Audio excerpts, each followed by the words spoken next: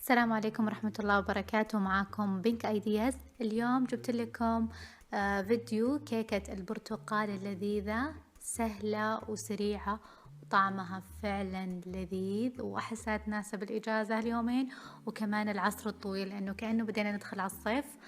فإذا حابين تشوفون الطريقة تابعوا الفيديو، ويليت تعملوا لايك، واللي ما بعد اشترك في القناة يضغط على الزر الأحمر وكملوا الفيديو.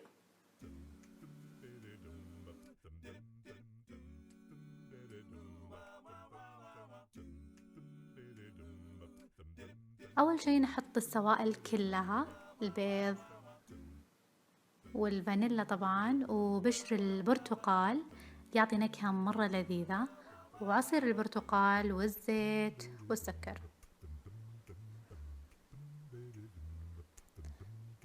بعد كذا نخفقها مرة كويس في خفاقة الكيك. في هذه الأثناء أنخل الدقيق، ومع البيكنج باودر أحب أنخل الدقيق لأنه يدخل الهواء، فبالتالي يساعد على أنه الكيكة تكون طعمها ألذ وهشة أكثر وأفضل. أنا أشوف أنه يفرق مرة في الكيك، جربوها يوم شوفوا الفرق.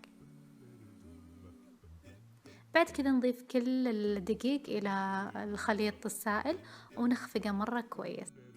بس يتجانس الخليط معانا يكون مستعد انه يدخل الفرن. نجيب صحن معدن او صينية، افضل المعدن يعطي طعم او نكهة ألذ. ارشها بالزيت وبعدين اضيف الخليط. مو مشكلة، مو شرط تستخدمون معدن، بس اذا في متوفر المعدن افضل. بعد كذا على الفرن مرة حامي ندخل الكيكة وننتظر عليها 20 دقيقة تقريبا.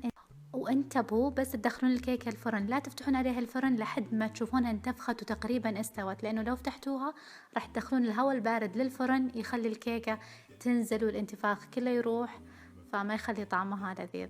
وبس تستوي نطلعها من الفرن. انا احب الكيكة تكون مرة محمرة، وطبعا الريحة لذيذة ما اقدر اتحمل. انا اول ما اطلع الكيكة لازم اذوق منها الطعم لذيذ لذيذ لا يفوتكم. مرة الكيكة لذيذة لا تفوتكم، عن جد عن جد جربوها.